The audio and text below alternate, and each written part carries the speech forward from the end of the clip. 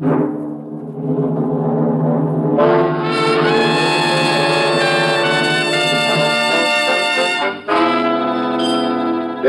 Assignment, transcribed starring Brian Donlevy as Steve Mitchell.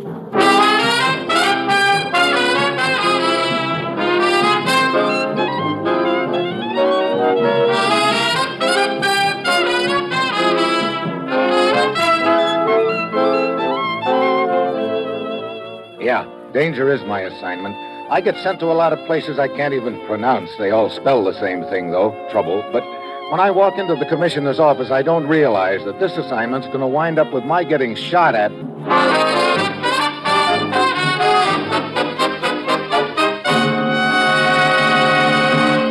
Morning, Commissioner. You sent for me? Steve, I want you to drop in on a group of butterfly chasers. I think the word is lepidopterist, but I wouldn't bet on it. Go to the head of the class. At the moment, they're somewhere in the jungles of Brazil, south of the Amazon. Now, when I say I want you to drop in on them... You mean just that, huh? I parachute? Okay, Commissioner. What's it all about? Recently, Steve, there was a meeting in Rio between U.S. representatives and diplomats from several Latin American countries. Important decisions were reached, commitments made, and agreements signed. A copy of that agreement was dispatched to the United States by courier, but had never arrived in Washington. The plane in which the courier was riding crashed in a remote area of the Brazilian coast. All hands lost? Yes. Our investigators checked the region, but can learn little from either the natives or the group of butterfly people who happened to be in the area at the time. So we assumed that the courier and the document has been lost. We were wrong, Steve. We've just learned from contacts in Brazil that the document has been put up for sale at the city of Belém. What? And here's the joker, Steve. Delivery guaranteed as of the 1st of next month. What does that suggest to you? Well, the document is on its way there, and... Hey, wait a minute. The butterfly chasers. Right. They're scheduled to arrive in Belém just about that time. My hunch is that someone in that group has the document. Get down there, Steve. It's vitally important we recover that document. Well, that's it. You've got your assignment. Good luck.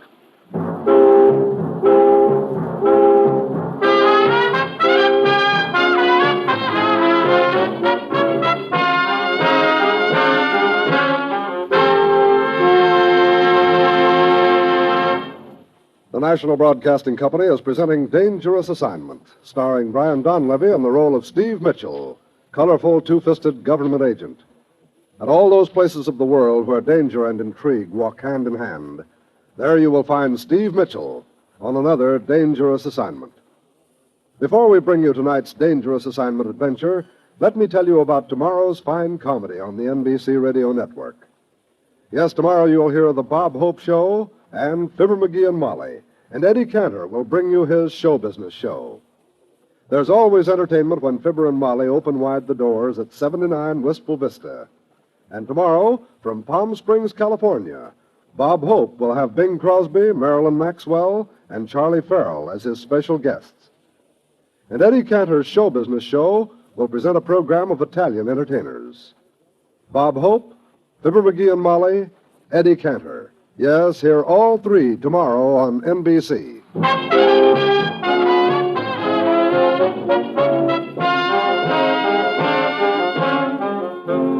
Sure, I've got my assignment. Get down to South America, catch up to a group of butterfly chasers somewhere in the jungle of Brazil, and find out which member of the party is carrying a highly confidential document belonging to the United States. It's a hunk of political dynamite, and we want it back before it's sold to the highest bidder.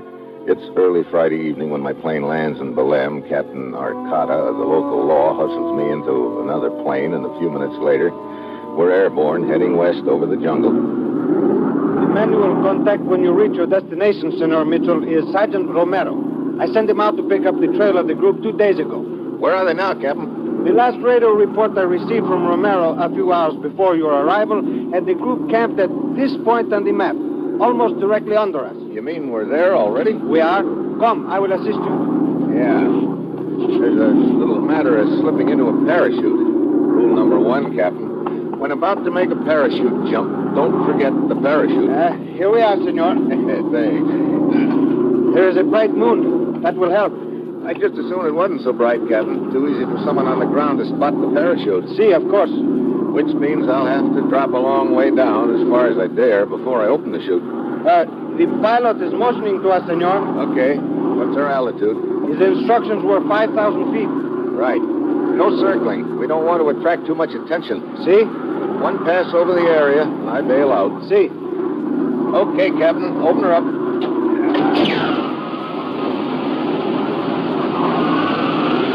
It doesn't take long to eat up 5,000 feet of space, especially when you drop most of the way with the chute closed.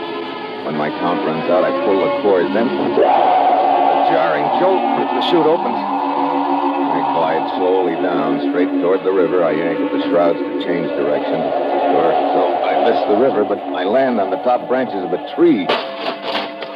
Next thing I know, I'm dangling at the end of the chute some 15 feet above the ground. That's when it happens. First slug whistles past my ear. Next one chips a hunk of tree trunk. This is no place for me. I unfasten the harness and drop to the ground. I start crawling on my hands and knees toward the river, and then suddenly I freeze. Someone's coming up on the double. I wait. Then as he goes by, I reach out and grab. Hold him, Buster. What? I'll take that gun. No, wait. You are the American Mitchell. Yeah, big surprise. No, senor. I am Sergeant Romero, the captain told you. Romero, you? Yes, of course. I show you my identification here. I have it in my pocket. I'll reach for it if you don't mind. This says you're Sergeant Romero, all right. Get down. That shot, it came from that direction, senor. From the river. Yeah. You see someone? No, he's probably cut back into the jungle. Oh, see. How far are they camped from here? Oh, several miles down the river, near a small village. Come, senor, I have a boat here nearby.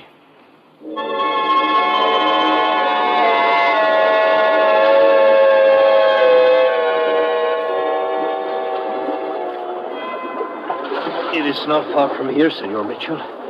Just around the bend. How many of them are there in camp, Romero? There are 4. The leader, the one with gray hair, is Dr. Stanhope. And there are 2 assistants. One is called Hodges, and the other is Williams. And then there is the doctor's wife. Wife? See, very young, very beautiful, senor. There it is, senor. The clearing near the riverbank. Yeah, looks like someone sitting at a campfire alone. I think that it... See, that is Dr. Stanhope. Let's pull in the shore here, Romero.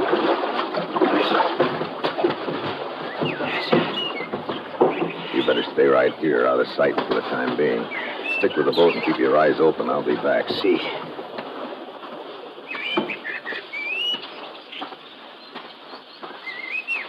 Hello there. Hello. Good evening. Welcome. This the Stanhope camp by any chance? Yes, that's right. Natives up the river mentioned that you were in the region. My name's Mitchell. Oh, I'm Dr. Stanhope. How do you do? Sit down, won't you? Thanks. Don't mind if I do. Had a hard journey? Yeah, you'd think after being in this jungle for over a month I'd get used to these hikes, but I don't know. On a holiday, are you? Well, sort of. I'm soaking up some local color doing a book. Oh, really? I envy you. I always wanted to write, but never seemed to find the time. My work and all. Work? What sort of... Research. Butterfly chasers, you might call it. Oh? Traveling alone, Mr. Mitchell? No, my camp's not very far away. Oh. Going to be in the region for a while? It depends. Oh, that's my wife. Hello, darling. Have a nice stroll? Yes, dear, very nice. Sweet, this is Mr. Mitchell. How do you do, senor? Mrs. Stanhope? Mr. Mitchell's a writer. Soaking up a little local color, as he puts it. A writer. How interesting. By the way, darling, have you seen anything of Hodges? Hodges? Well, no. Well, I thought he might possibly be in the village. Well, I didn't go to the village. Oh. Haven't seen him for hours. Wonder what's happened to him. Well, he's probably with Williams. No. Jim came back to camp a few minutes ago and went out looking for him. Well, don't worry, darling. He'll turn up. Now, if you don't mind, I think I'll go to my tent. I'm rather tired. Of course, my dear. Good night, Senor Mitchell. Good night, Miss Stanhope. Well, Doctor, I think I'll be moving along, too. Oh, must you really? I thought we might chat a little. Plenty of time for that in the morning. That is, unless you'll be pulling out. Yes, we had planned on leaving early. Might join forces with you. Tag along if you don't mind. I'm headed for Belém. You? We're also headed that way, Mr. Mitchell. Of course, you're welcome to join us. However, we sort of poke along, you know. We're in no hurry, and... Neither am I, Doctor. I'm in no hurry at all. Night.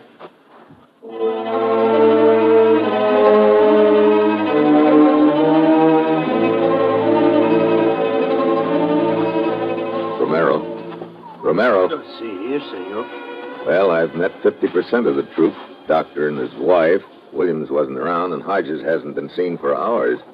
I don't like that, Romero. Hodges could have taken a powder. I do not think so, senor. What? Look, there, on the riverbank. Hey.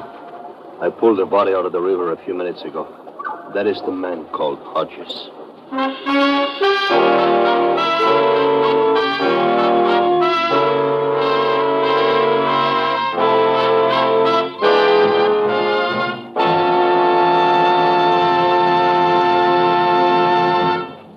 In just a moment, Steve Mitchell will continue his dangerous assignment. We now bring you an important announcement for all Americans, particularly those of you who run your own business or are in a position to hire employees. This country is now engaged in a gigantic defense program which must be kept on schedule. There's no time to lose. To win, we've got to use every ounce of strength, industrial strength, in this contest to protect ourselves and the free world. That means we've got to give jobs, productive jobs, to all Americans. We've got to hire the handicapped. Thousands of handicapped persons, veterans and non-veterans alike, are ready, willing, and able to work. Thousands of others have proved on the job that when they're properly placed, they do every bit as good a job as their able-bodied fellow workers. So, Mr. Employer, give these folks a chance to help you increase your productive capacity. Hire the handicapped. Help them. Help your business. Help America.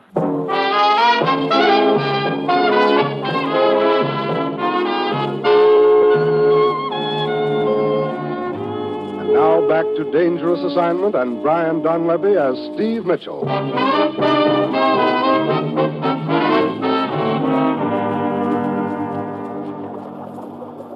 You're sure this dead guy is Hodges, Romero? Oh, see.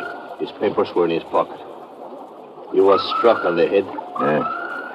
So one of Dr. Stanhope's assistants gets himself knocked off. I wonder if Hodges was the one who was carrying the document. In that case, whoever killed him now has it. Or maybe Hodges knew who has it. Let's see. While I was talking to Dr. Stanhope, his wife returned to camp. She said she'd been out for a walk. Then she had an opportunity to kill him. Yeah. Also, the other assistant, Williams, who was supposed to be out looking for Hodges. And he also had opportunity. And there's Dr. Stanhope himself. How do you mean? That left him alone in camp. He could have slipped out here in the brush and killed Hodges. You are right. Better keep under cover, Romero. I'm going over to Stanhope's camp and break the news to them.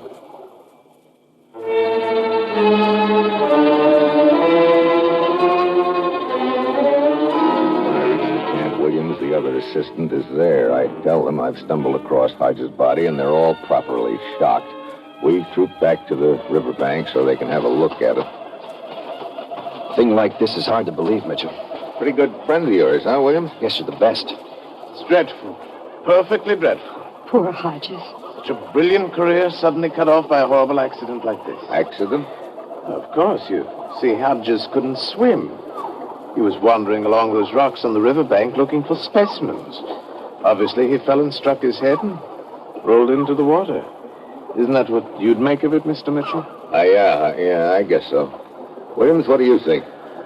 Dr. Stanhope's right about Hodges not being able to swim. Beyond that, I wouldn't know. I'm no detective. This poses a problem. Hodges' body will have to be taken to Belém, our destination. Somebody should accompany the body, I suppose. As leader of the group, it should be myself. I disagree, Dr. Stanhope. Why, Williams? Well, this expedition means a lot to you. I think you should continue your research. I'll take the body to Belém. No, I'm afraid I can't permit you to go, Williams. If I'm to continue my research, I certainly need your help. All right, you're the boss. In that case, perhaps I should go. You? I'm not needed here. Well, that's a pretty disagreeable job for a woman, Mrs. Stanhope, and a little dangerous traveling through the jungles like this. Yes, I quite agree with you, Mr. Mitchell. If I could make a suggestion. Oh, yes, by all means. There's nothing any of you can do for Hodges now. Why not let the natives take his body in? Well, I suppose that would be the practical solution. Yes, I'll have 2 bearers carry it to the village. If you like, I'll stay here with the body until you send them. Oh, that's very kind of you. It'll only be a few minutes. Come along, my dear. Very well. Good night, Mr. Mitchell. Good night, Mrs. Stanhope. Thanks, Mitchell. Sure. See you later, William.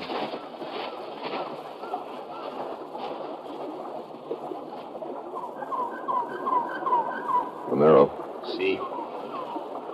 Right here, Mitchell. you hear what went on? Oh, indeed. I was getting a little worried that one of them was going to get away from me. See. And what is your plan now? We move in closer and keep an eye on them the rest of the night.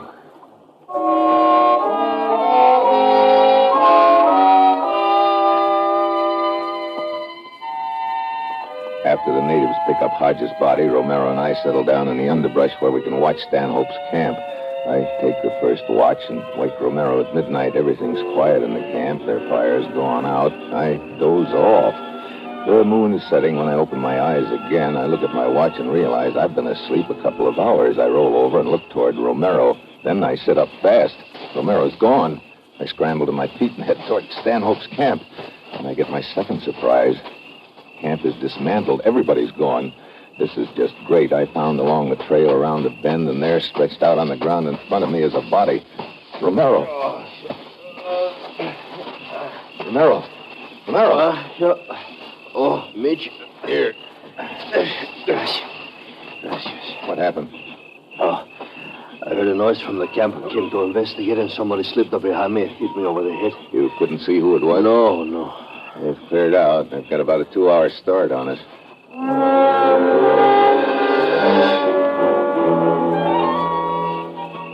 We must have gained on them substantially by now, Mitchell. Yeah. We've been traveling at a pretty good clip all morning. Get down! Yeah, we're getting close to them, all right. Could you tell where that shot came from? Over there at the left somewhere, I think. Can you see anyone? No. The underbrush this thick, it is not surprising. Whoever it was could be some distance away by now. Yeah, no. Hold it. What is it? Flash of white over there in the far edge of that clearing. Hey, it's Mrs. Stanhope. Ah, see. Walking through the clearing. And now into the underbrush again. What do you know? But she's not carrying a gun. She could have ditched it. She seemed to know where she's going. Probably to their new camp. Come on, we'll follow her.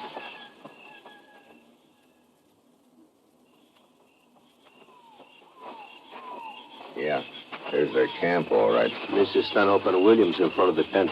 I'll introduce you as my guide. All right. Well, Mr. Mitchell. Surprised to see me, Mrs. Stanhope? Well, of course. This is my guide, Senor Romero. How do you do, senor? Mr. Williams Romero. Senor? How are you? Where's Dr. Stanhope? Oh, he's been down by the river all morning looking for specimens. I see. Say, were you the ones who were doing the shooting a few minutes ago, Mitchell? Not exactly, Williams. Why? I was walking around when I heard a shot. I decided if a hunter was nearby, I should get back to camp. I see. Well, it's Mr. Mitchell. That's right, Dr. Stanhope. Were you doing any shooting a short while ago, Philip? Shooting? Why, no. I did hear the shot, though. Well, glad to have you with us again, Mr. Mitchell. Are you? Of course. Why? You sort of pulled up stakes all of a sudden last night. Did you forget you'd invited me to tag along with you to Belém? By George, I did forget. The excitement of Hodges' death and all that, you know. Oh? See, when Kara suggested we leave during the night, It was your idea then, Mrs. Stanhope. Oh, yes. The heat bothers me. It's cooler traveling at night. I see. We plan to rest here until dark and then resume our journey. Would you like to accompany us? Yeah, I would, Dr. Stanhope, and this time I'll try to keep up with you.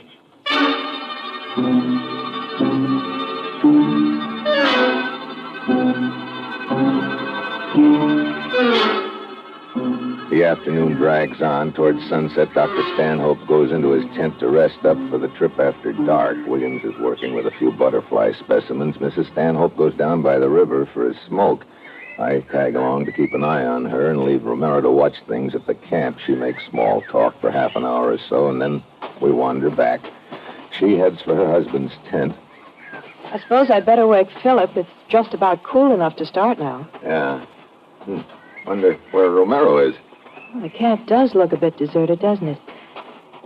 I don't see Williams either. Philip? Hey, there on the ground. It's Williams, unconscious.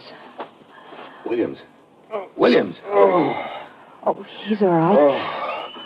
Mr. Mitchell, but look at my husband's cot. Yeah, some blankets rolled up to look like somebody's lying on it. And the back of the tent, it's slit from top to bottom. I don't understand. I think I do. Williams. Oh. What? Oh, Mitchell.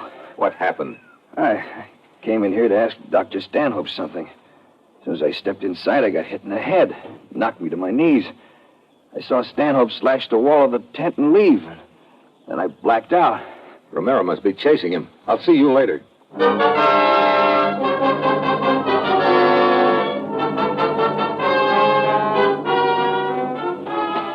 I take off from the back of Stanhope's tent and start crashing through the brush. Then, all of a sudden, I stop. Something which I noticed on the table in Stanhope's tent and didn't pay any attention to suddenly registers. Stanhope's knife in its sheath.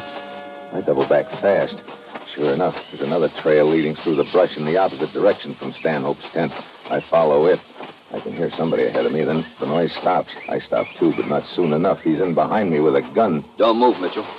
Hello, Williams. You're a pretty smart boy. How'd you tumble to the fact that I was lying? You said Stanhope slashed the tent, but I remembered seeing his knife still inside, in its sheath. I doubt if he'd have used it and then replaced it, he'd have been in too big of a hurry. You staged the whole deal to take me off your trail and give you a head start. Bright boy.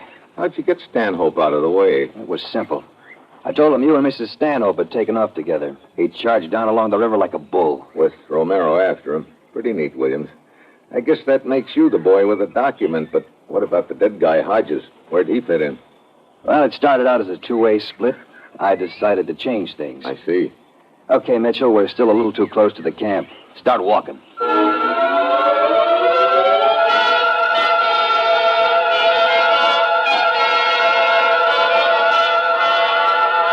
I push on ahead of Williams, knowing that as soon as we get far enough away to suit him, I'm a dead duck. Then I spot my chance. There's a branch of a tree sticking out in front of me. I push it back out of the way, and then suddenly I duck and let go of it. Oh! It hits him in the face and spoils his aim. I whirl and lash out with a left. Oh! Thanks for the gun. Now, just stand still while I find that document. Yeah, here we are. Look, Mitchell, how about a deal? Sorry. You left all your cards back there on the table with Stanhope's knife.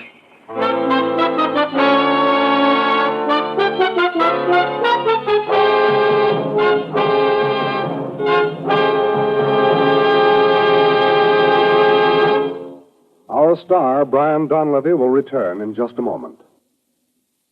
Let me tell you about tomorrow's fine comedy on the NBC Radio Network. Yes, tomorrow you'll hear The Bob Hope Show and Fibber McGee and Molly. And Eddie Cantor will bring you his show business show. There's always entertainment when Fibber and Molly open wide the doors at 79 Wistful Vista. And Eddie Cantor's show business show will present a program of Italian entertainers. Fibber McGee and Molly, Eddie Cantor. Yes, hear all tomorrow on NBC.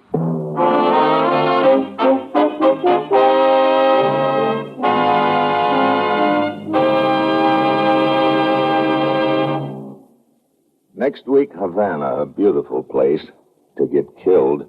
That will be Steve Mitchell's dangerous assignment next week.